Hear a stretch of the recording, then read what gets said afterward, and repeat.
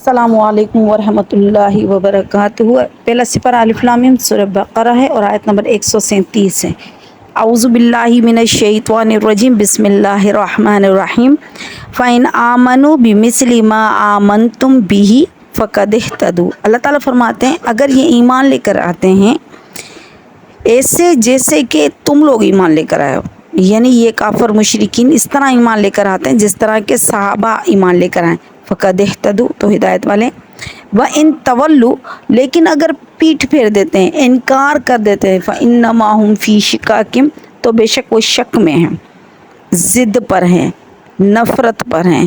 فَسَيَكْفِيكَهُمُ اللَّهُ آپ کے لیے اے نبی اللہ کافی ہے ان کی طرف سے، وہ السمیع العلیم اور وہ سننے والا اور جاننے والا ہے۔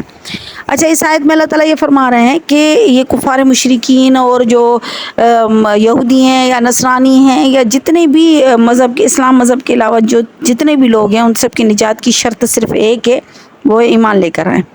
اگر ایمان لے کر آتے ہیں تو فقد اہتدوا ہدایت والے ہیں، لیکن اگر ایمان نہیں لے کر آ رہے ہیں تو پھر یہ اپنی ضد میں ہیں، اپنے ہٹ دھرمی پر جمے ہوئے ہیں، کیونکہ دین تو ان کے سامنے بالکل کلیئر ہے، لیکن یہ ان کو سمجھ میں نہیں آ رہا، یہ ان کو پتہ چل نہیں رہا، اس لیے یہ سمجھ رہے ہیں کہ ہم صحیح ہیں۔ حقیقت یہ ہے کہ اللہ تعالیٰ کی طرف سے توفیق ہی نہیں ہے، جب توفیق نہیں ہے تو پھر وہ ہدایت آ ہی نہیں رہی ہے۔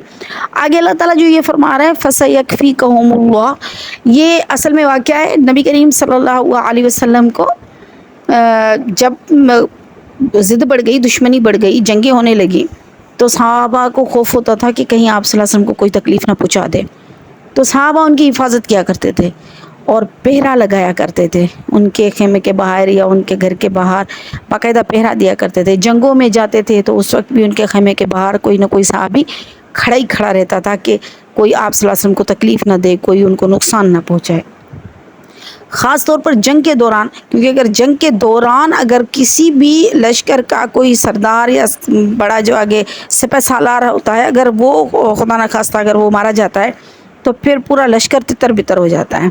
تو آپ صلی اللہ علیہ وسلم تو سردار سے زیادہ تھے، آپ صلی اللہ علیہ وسلم کی اہمیت تو ایک نبی کی اہمیت تھی، تو آپ صلی اللہ علیہ وسلم سے صحابہ کو محبت بھی وہ تھی۔ صحابہ کہا کرتے تھے کہ ہمیں یہ گوارا ہی نہیں ہے کہ ہماری جان بخشی جائے، اس کے بدلے میں آپ صلی اللہ علیہ وسلم کو صرف ایک پیر میں چھوٹا سا کانٹا چبھ جائے، یہ بھی ہمیں منظور نہیں ہے۔ اتنی محبت تھی آپ صلی اللہ علیہ وسلم پر۔ حضرت حبیب کا یہ پورا واقعہ آتا ہے، کبھی کسی دن بتاؤں گی کہ کس طرح انہوں نے کہا تھا کہ مجھے یہ منظوری نہیں ہے کہ آپ میری جان بخش دو اور اس کے بدلے میں آپ صلی اللہ علیہ وسلم کو کانٹا بھی چبھ جائے۔ اتنی محبت تھی آپ صلی اللہ علیہ وسلم سے، ہونی بھی چاہیے۔ تو آپ صلی اللہ علیہ وسلم کے خیمے کے باہر باقاعدہ وہ پہرا دیا کرتے تھے، راتوں کو جاگتے تھے۔ آپ صلی اللہ علیہ وسلم کہیں باہر نکل کر جاتے تھے تو صحابہ ان کے پیچھے جاتے تھے۔ حضرت ابو ہریرہ رضی اللہ عنہ کی ڈیٹیل میں حدیث آتی ہے، فرماتے ہیں کہ آپ صلی اللہ علیہ وسلم باہر نکلے، میں ان کے پیچھے چلا۔ آپ صلی اللہ علیہ وسلم نے قدموں کی آواز سن کر پیچھے مڑ کر دیکھا، کہنے لگے کون ہو؟ رات کا ٹائم تھا۔ میں نے کہا میں ابو ہریرہ ہوں۔ آپ نے فرمایا اچھا آ جاؤ۔ اس طرح عبداللہ بن مسعود کی بھی آتی ہے روایت، وہ کہتے ہیں کہ میں آپ صلی اللہ علیہ وسلم کے پیچھے چلا۔ یعنی صحابہ جب دیکھتے تھے کہ آپ صلی اللہ علیہ وسلم اکیلے ہیں، کہیں جا رہے ہیں، کچھ کر رہے ہیں، تو ان کے پیچھے جاتے تھے کہیں کوئی نقصان نہ پہنچائے۔ اور وہ جو ہجرت کا واقعہ ہے اس میں حضرت ابوبکر صدیق رضی اللہ عنہ کی جو ڈیٹیل بتائی جاتی ہے کہ کبھی وہ آپ صلی اللہ علیہ وسلم کے آگے چل رہے ہیں، کبھی پیچھے چل رہے ہیں، کبھی دائیں چل رہے ہیں، کبھی بائیں چل رہے ہیں، لیکن وہ پریشان ہو رہے۔ تو آپ صلی اللہ علیہ وسلم نے پوچھا کہ ابوبکر تمہیں کیا؟ تو ابوبکر صدیق نے فرمایا کہ یا رسول اللہ، میں جب آپ کے پیچھے چلتا ہوں مجھے یہ ڈر ہوتا ہے کوئی آپ کو آگے سے نقصان نہ پہنچا دے، تو میں پیچھے چھوڑ کر آگے چلنے لگتا ہوں۔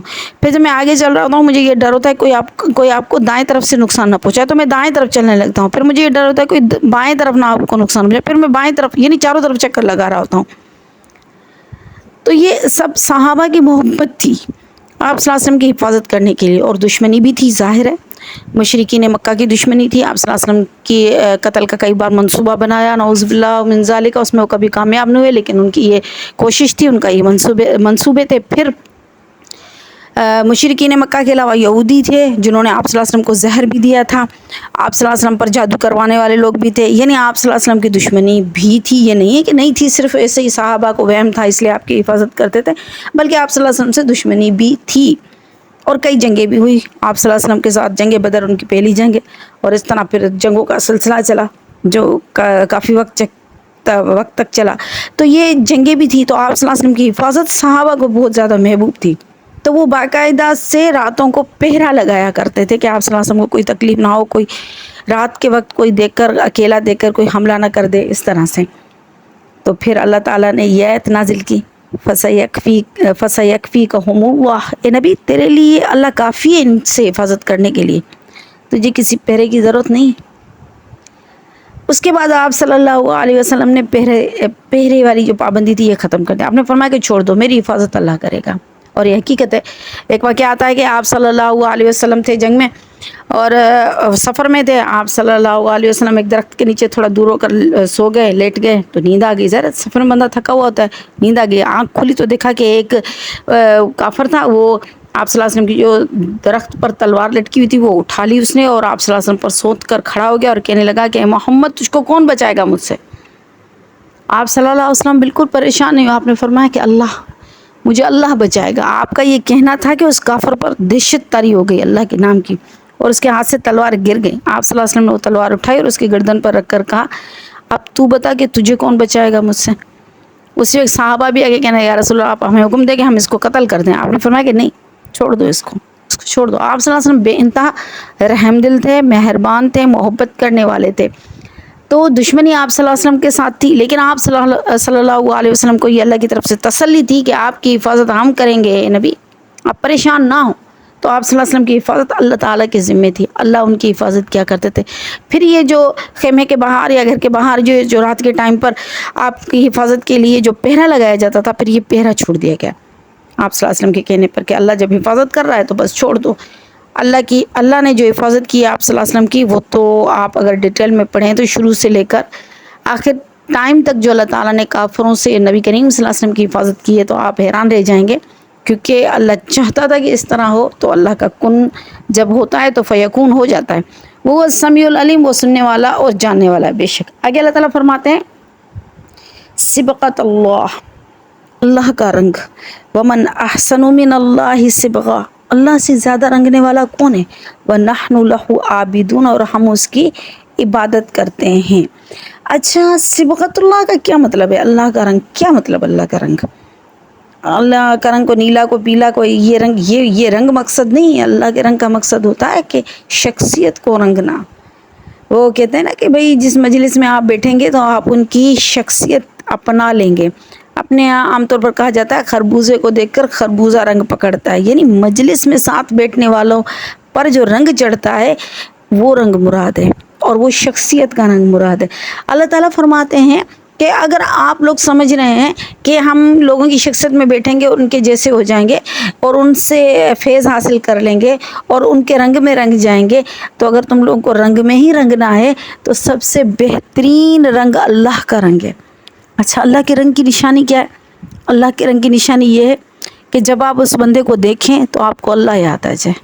جب آپ اس کے پاس بیٹھیں تو آپ کا دل اٹھنے کو نہ چاہے، دل نرم ہو جائے.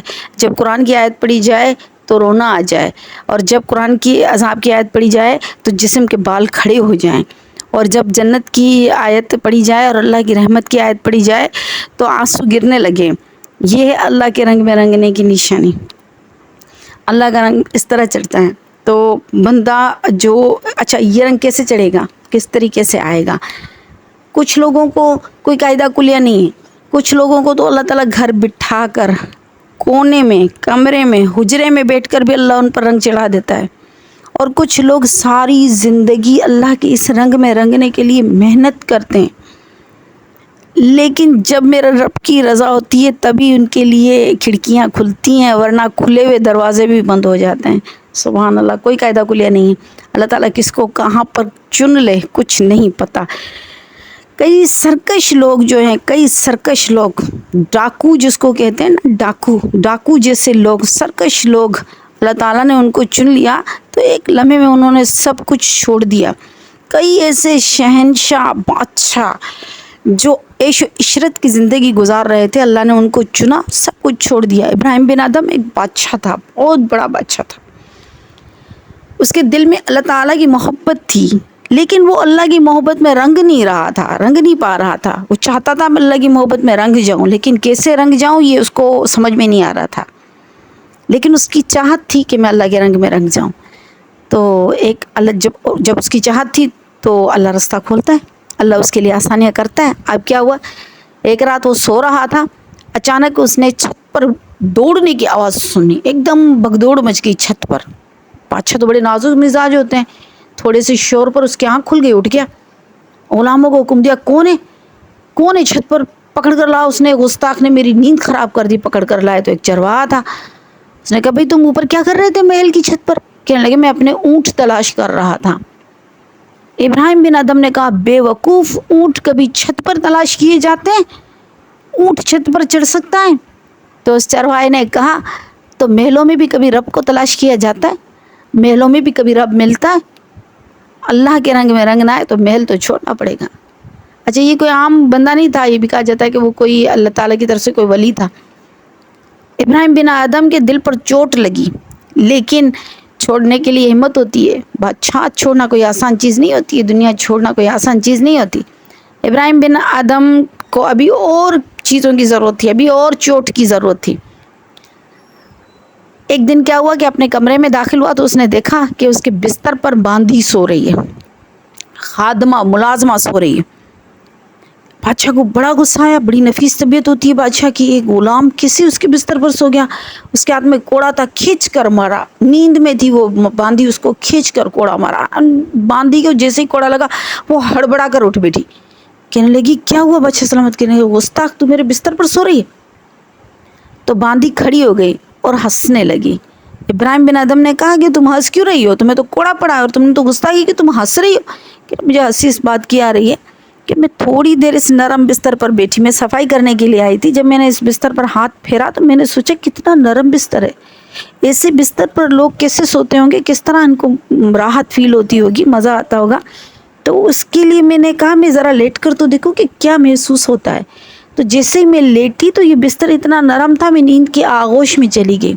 अब मैं ये सोच रही हूँ कि थोड़ी देर सोने की सज़ा मुझे ये मिली है कि मुझे कोड़े पड़े हैं। बादशाह सलामत, आप तो सारी ज़िंदगी इस बिस्तर पर सोए, आपको कितने कोड़े लगेंगे?